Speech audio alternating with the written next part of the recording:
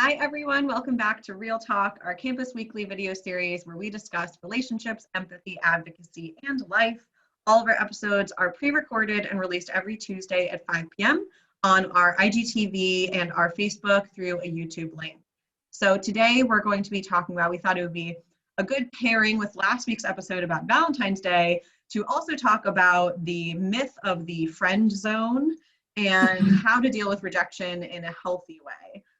So for some, Valentine's Day might have been a happy time, a good time to celebrate with someone that you love or someone that you like. But for others, it can be triggering, it can be difficult. And for some, it can bring up memories, or it could be something that they went through recently of rejection, where you tried to pursue somebody, it didn't work out. It happens, it's part of life, but it can lead to some pretty damaging things, which is why we wanted to talk about this myth of the friend zone. So starting us off, we wanted to first define what the friend zone is. And it's funny because I was looking up some articles about it to try to kind of get in the right headspace for this episode. And one of the articles was talking about like, people are not games to be won. And I even make the connection that friend zone sounds like end zone, and that it's like a sports reference possibly. I didn't make that connection. Right? I was like, oh, it makes it sound like that you have to play the game to get to the right place with that person where it turns into something romantic. And if you don't, you're put in like the friends, which actually sounds like the opposite, because the end zone is the place you want to be, but maybe that's not the right. But it definitely sounds like it's like a progression. Like you go from this zone to this zone to that zone. And like, if you end up in the friend zone, it's kind of like purgatory. And a lot of people don't like that, but I don't know. I think friend zone it can be like a healthy spot to be, because you're making connections still and you're still openly communicating with somebody, but might not be exactly what you want. Right. And so exactly. So that's what, for those who may not be familiar with like the term friend zone, it's basically a metaphorical place that someone is put in when they are interested in somebody that they're friends with, but that person is not romantically interested back. And so they're friend zoned, as in the friendship doesn't like progress to a romantic relationship or a sexual relationship or whatever. And a lot of times we see this with like heterosexual relationships, and that very heteronormative attitude of like, I don't know, I heard all the time growing up, and probably still today, of people saying like, oh, guys and girls can't just be friends. Like there's always going to be something more. And I'm like, okay, first, that's really heteronormative, because like we're just assuming that they're all heterosexual. And second, that leads to the issue of why we're talking about this today. Yeah. I was just watching, I don't remember what movie I was watching, but it was like, oh, well, you're going to give him the wrong idea. And I'm like, that's his, let's take a moment. She's behaving in a way that like she feels comfortable with. And if somebody else gets their own idea, that's not her fault or their fault, whoever it is. Like you have the right to behave how you want to be in your own body, and society needs to learn that that's not an open invitation in. Absolutely. And that the issue with the friend zone and why it's called like a myth, right, and why it's so problematic is because it makes it sound like the person who's being pursued, or the person who is like the object of their affection or attraction, owes them something, like that they're not the person who is attracted to them for being so nice and for being such a good friend, that they're now entitled to a relationship with that person. And that's just not true, not right. And it can escalate to a lot of the behaviors that we see at the Women's Center. It can escalate to stalking, it can escalate to violence and sexual violence, it can escalate to hate crimes. You know, we were talking before this episode in preparation about like, if somebody pursues someone and then finds out that they are gay or lesbian or belong to the LGBTQ community, and they take that rejection personally or whatever, and then use it as an excuse to respond with violence. And we see this all the time, that the LGBTQ community is the target of a lot of that violence. And sometimes it's used because of rejection, or because of like, you lied to me, or they think that they lied to them, or whatever perception that was. Yeah. And a lot of times it's just the other person standing up for themselves, and then the person that's pursuing them, it's like a challenge to their reality almost, and they find this need to lash out. I know in high school, like I had a friend who hadn't come out yet but had another girl very much interested in them, and they told them, they were like, well, actually no, and like told them they were gay in a very sensitive, like secretive spot, and then she went off and retaliated, and he ended up losing out on a lot of things because of it. And it just like came from this spot of, he told her the sensitive information that he wasn't really fully comfortable with, and then she made it about herself and she lashed out, and it ended up worsening things for him. Yeah. Oh my gosh, that's terrible. And yeah, outing somebody, no matter how you do, whether it's good intentions or whatever, or especially when it's used to retaliate or get back at someone, that puts that person in such a dangerous place. Like they have no idea how unsafe, or maybe they do have an idea of how unsafe they're making this person emotionally, Yeah, physically. Like their safety is being threatened when they're being outed against their will, right? By not by choice exactly. what they're doing. So it's really scary. And I think also, like, not to get too heavy too much, but I think about a lot of the like shootings, like mass shootings that happened where it was rooted, a lot of it, not all of it, right, was rooted in misogyny or misogynistic views. Like I remember one in particular, I won't bring attention to which one, but I remember one in particular where it was a college student and he basically made like a video, like YouTube videos, I think leading up to the shooting, talking about all the rejection of the girls that he tried to get with, and that he felt that he was owed sex, that he was owed attention, whatever it was, and that was part of the reason that he, became so violent. Yeah, And so it's not something that we're making up. Like this isn't just like, oh, poor people who get or who are attracted, but or whatever by others, like we yeah, feel bad for the people who are rejecting these people. Like no, like there's actual connection to gender-based violence because of these stereotypes, these myths, and how harmful they can turn into. Not always, it's not like everyone who gets rejected is going to become a murderer or an no. abuser or a stalker or whatever, but we do see a pattern with these types of behaviors, unfortunately. Yeah, and it leads to a really uncomfortable situation for the person being pursued, because they have like society being like, well, they're nice, they're this, they're that, like just give them a chance. And if they're not interested, it's even more harmful. I think, in my opinion, that it would be more harmful to give them a chance when you're not truly interested, Right. versus actually having a connection as friends. And you know what, like, accept that that's your friendship for now, and if you can't handle being just friends, then just say, okay, walk away. Like there are better ways to deal with it than flying off the handle. Yeah, and I think we get these messages a lot from like you were talking about a movie you're just watching, like Mm-hmm. movies and TV shows. We get it all the time. Like that's where we hear, I think, the friend zone a lot. A lot of the like romantic comedies are about someone who is pursuing somebody the whole movie and it's not working. They're rejecting them.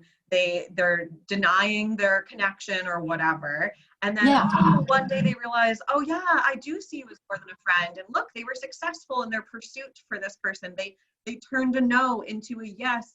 Yay. Like it's so romanticized that like, oh, they never gave up. They just kept persisting. And like to us as advocates, we're like, that's that's harassment. so Like, problematic. that is not okay. Like Yeah, our job is not to take a no and turn it into a yes or convince somebody.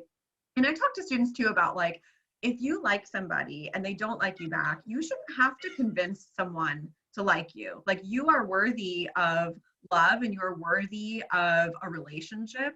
And someone who can see that in you, it shouldn't have to be convinced to see it. They will be able to just see it. Someone who is right for you and the person that you are good with, right? That can have that connection. mm-hmm. So yeah, the messages we get from like romantic comedies, and obviously a lot of them very heteronormative too, but like Yeah, message of, and then the labels being put on the person who's like being pursued as being a tease, right? Or someone who's messing with that person or like, keeping them on the hook or whatever it is. And then it almost punishes that person of like, well, you're doing something bad by just yeah, being a friend. Like you need to cut them loose. And it's like, why should they lose out on a friendship and a connection with someone just because that person doesn't want to or can't accept that that friendship is all that they're going to get? And then it makes it even harder for that person to believe that being friendly is like okay. Like it makes it hard to be friendly with people because you're constantly walking on like that edge of, okay, I'm friendly, like I'm a nice person, but somebody read more into it, so maybe I should put up this wall. And it makes it even harder for that person to connect with others because they've been told their friendliness is a tease. Their friendliness is leading somebody on. And in reality, they were just trying to be a kind person. Yeah, that's such a good point. I feel like that's huge, of just feeling like they have to, the person who would, you know, being pursued or whatever, has to now adjust how they are in order to, you know, protect the other person's feelings or whatever, instead of the person, you know, themselves kind of holding themselves accountable and taking responsibility for how they're responding and reacting Yeah, to the situation. Yeah, it can be really harmful in a lot of different ways. Obviously, we talked about the ways it can be harmful towards the person who's being pursued and those expectations. And I obviously think of like when we talk about sexual exploitation and how it's taking advantage of someone for in exchange for something of value, which can be money or whatever. We've talked about this in previous episodes of people often feel that they owe someone sometimes sex or sometimes a date or whatever, especially if someone's like, oh, well, they, you know, they paid for my lunch and they've always been really nice to me. So since they asked me out, I guess I should go with them. They like feel like they owe this person something. And kind of what you were just saying of like, you're allowed to just be nice and they are allowed to make those choices. If they want to pay for your lunch, if they want to be nice to you, cool, that's great. Doesn't mean that you now owe them particularly any sex or anything like that in return. But that messaging, I feel like, is really, in college particularly, of this feeling of like, we hear all the time, the like leading them on, keeping them in the friend zone, like those terms are thrown around a lot. Yeah, and I think that there is definitely a fine line for people to be aware of. Like, I was talking with my family the other day of like going to the bar, and like I know when I go to the bar, there is the opportunity for me to like go to the bar and buy drinks with other friends, and then if I'm at the bar and somebody buys me a drink, does that mean I owe them something? And I had this discussion with my family, and they're like, well, they just bought you a drink, and I'm like, but I didn't ask for them to buy me a drink. And that's really nice. And I'm not going to like be mean about it, but does that mean I owe them anything in the long run? And it turned into this huge discussion. And I had a lot of my family being like, well, I mean, you don't owe them anything, but they did just buy you a drink. And I'm And like, then that's when it starts. I'm like, but this is the problem. And then the buying problem, me a drink. yeah. And it becomes this like power thing, which is what we see in a lot of abusive relationships. And it's just that cycle of power and control. And it's very hard in society today to not fall into that. Yeah, and it can escalate sometimes. Not always. Some people are cool where they're like, Yeah. no worries, and they'll walk away. Like I saw that a lot on College Humor, where some people would like, I'd be out with my friends and maybe they'd come up to one of my friends and they would be like, no, I'm out with my friends tonight, but thanks. Yeah. And sometimes they'd be like, no worries, like thought I'd try, you know, worth a shot, and walk away. Other times it can escalate where they start, I won't say it here because we're in a professional setting, but they'll use really horrible names and Yes, put you definitely. down and insult you. I remember one time I was like 14, maybe 13. We went to this like teen club, like it was promoted where Like there a was like dance no club. alcohol. Yeah, it was like this fun thing. It was supposed to be to get teens out on Friday night in a safe place. Yeah. And people, like kids from all over Connecticut, were going there. And I went with a bunch of my friends. I was in a relationship at the time, and this person tried to dance with me. And this is another issue of consent. Didn't ask, right? Just came up and started Just came up touch on me. yeah. And so I turned around and was like, oh, no, like, I'm not interested. And they just kind of tried to turn me around and keep going. And at one point I turned, and this is one of the things that I think you and I wanted to talk about. I was like, I have a boyfriend, which I did at the time. But I also feel like a lot of people will feel the need, because that person won't take no for an answer, to come up with excuses or lies to try to get Yes. there, because they're saying no, but they're still not hearing it. So then they're trying.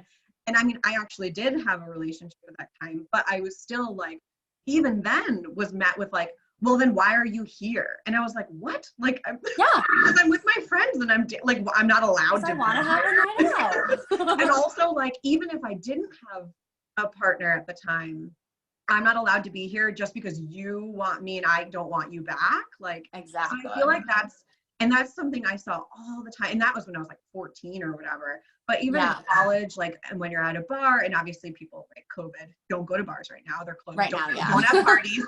But when things like that are happening, I feel like that's so common that the response can be anger and you know, like well, you shouldn't even be here, or like, you know, the rejection turns into like either violence, you know, sexual violence or violence, or it turns into like insults and trying to put that person down because they felt hurt by that rejection. Definitely.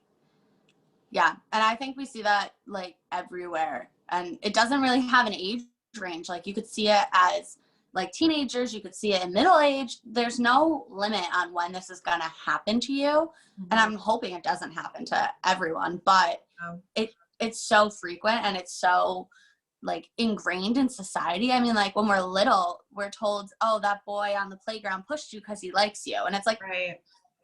No, that's not what we should be teaching our children. And like, oh, you should be nice to him. Oh, you should be nice to them. Like, it's just society ingrains this in you from a very young age. And then as adults, we're like, wait, but I said no. Mm-hmm. And you're not getting that I'm saying no, and that means no. And somehow I'm being disrespected, but now I owe you an apology. It's like that message is so screwed up. So bad. It's true, and I'm sure a lot of our students at WCC and across the country, any college student can relate to that message. For sure. But we did want to talk about too, like how to handle rejection in a healthy way. Yeah. Rejection sucks. Like, let's not glaze over the fact that like it's not easy to be rejected. It is not a good feeling.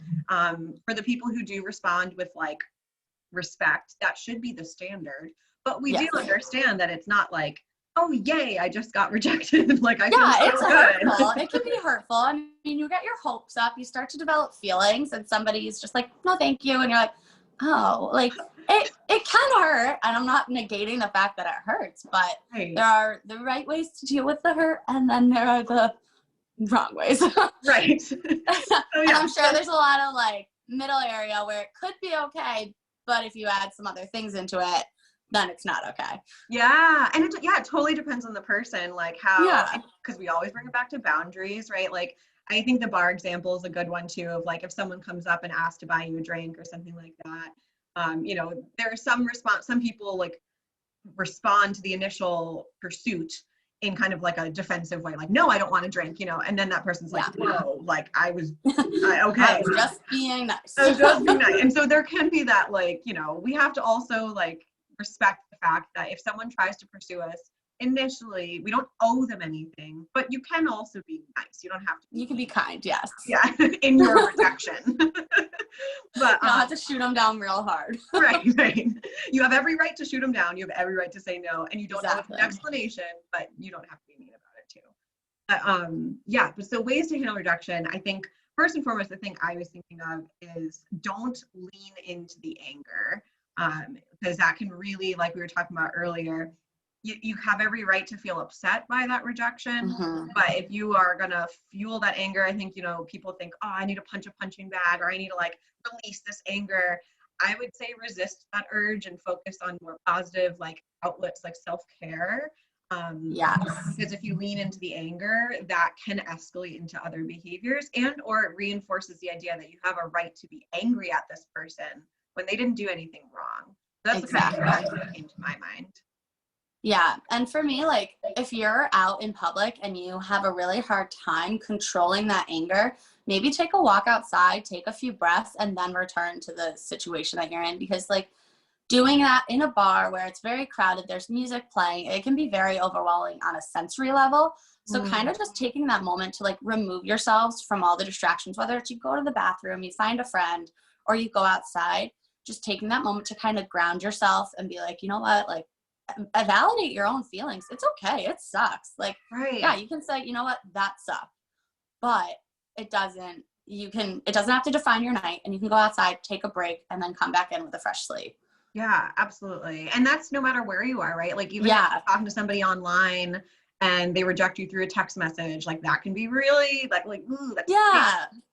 but I think it's also like reflecting on why does this hurt so much? Like, why does this sting? Like reminding ourselves that it's natural to feel hurt when you're rejected. And that Mhm. could be by a friend. It could be when you don't get a job that you're looking for, like there's Yeah. lots of different forms of rejection and they all suck. They all hurt. Yeah. So yeah, like you said, like allow yourself to feel those feelings, maybe not so much the anger, right? Because No. we would Yeah. want But to kind like, of reflect on why are we feeling angry and think about this episode and be like, oh, that anger is misplaced. They didn't do anything wrong. yeah. And But anger is usually fed by a bunch of different emotions. I mean, if you look at like where your anger comes from, a lot of the times it's coming from either like a fear of something or you're sad about something. It's not just anger. So right. you could really examine your anger and kind of just be like, why am I angry? What Yeah. is feeding this? Like, what's feeding? I used to say like the angry monster, like, and there were times where like my angry monster would be huge. And then there are other times where my angry monster is really small and like, what fed it to make it so big? Yeah, So exactly. Right. Because it usually is stemming from pain or hurt.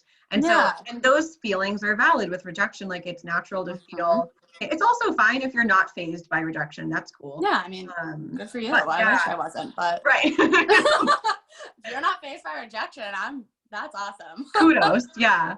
But I think also it's like leaning on your support systems, like checking in with your friends, checking in with your Hmm. family, checking in with your support system, whoever that is, your counselor, your therapist, whatever. Yeah. But also I think like reminding yourself that, even though yes, maybe this person wasn't interested in you and that sucks, and maybe you've dealt with rejection a lot. Maybe you Yeah. pursued many people and none of them seem to be into you, and it can feel so defeating when you're just like I saw that a lot with like friends in high school or college where it just didn't work out, like no matter what they were, and they kept saying like what's wrong with me, why can't I have a relationship or find a connection? And it sucks, it's a terrible feeling to sit Yeah. with, but there's nothing wrong with you. You just haven't found No. the right connection. Maybe that means that you need to date yourself a little and figure out like who you are, love yourself a little more, and Hmm. kind of identify like what you can bring to the table, but also reminding yourself that you are worthy, that you are valuable, that you do bring things to, or you will bring things positive Hmm. into a relationship whenever that works out, but that someone's rejection of you doesn't define your worth. Because that's, I think, a lot of times where Yes. that hurt can come from. Yes, definitely. And that's also on having like a healthy mind space. Like you want to be able to have healthy self-talk. And if you're not having healthy self-talk, maybe it's not time to connect with somebody else. Right. Exactly. Yeah. So I think that's a really big piece of it too, is noticing where you're at. It can be really hard to have self-reflection because sometimes you see things that you're not really comfortable with, and that's okay.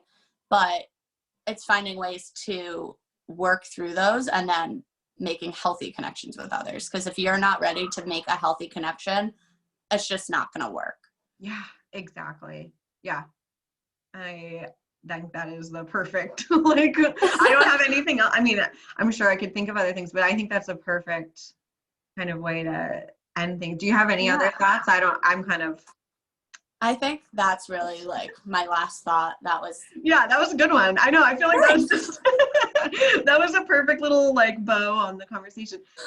Like, obviously to reiterate words to our audience that we do recognize that it can be challenging to deal with rejection. Mhm. We do recognize the impact it can have on mental health, particularly right now. People are craving connection, no matter what Yes. it is, whether it's romantic connection or a friendship or whatever, because we're so isolated with the pandemic and everything. So we recognize that, and we are not trying to say that you're not, you shouldn't pursue connection, right? Like Yeah. you are worthy of pursuing it, but also respecting when someone is not reciprocating, and knowing your worth, knowing what you bring to the table. But Hmm. if you ever want to process any of that with us, we're here for you. And otherwise, that kind of wraps up this episode. So, as a reminder, all of our episodes are released every Tuesday at 5 p.m. on our IGTV and Facebook through YouTube link. If you have any questions or thoughts or comments, suggestions of topics you want us to discuss in Real Talk, feel free to reach out to us. You can call us on our office phone or email us. We're always open to feedback. And otherwise, please share with your friends and tune in for next week's episode. Yeah. Thanks for listening.